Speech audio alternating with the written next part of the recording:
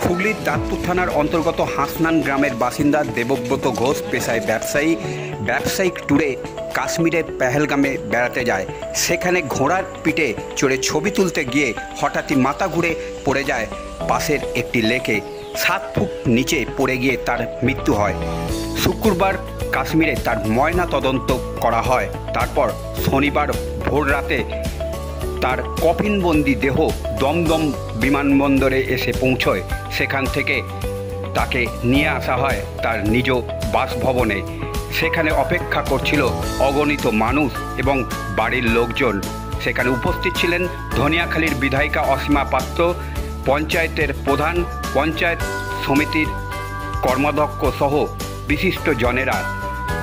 বিধায়িকা অসীমা পাত্র তাকে ফুলের মালা দিয়ে শেষ বিদায় জানায়। দেহ আসার সঙ্গে সঙ্গেই কান্নায় ভেঙে পড়ে বাড়ির লোক। তার শেষকৃত্য সম্পন্ন করা হবে গ্রামেই বলে সূত্র মারফত জানা যায়।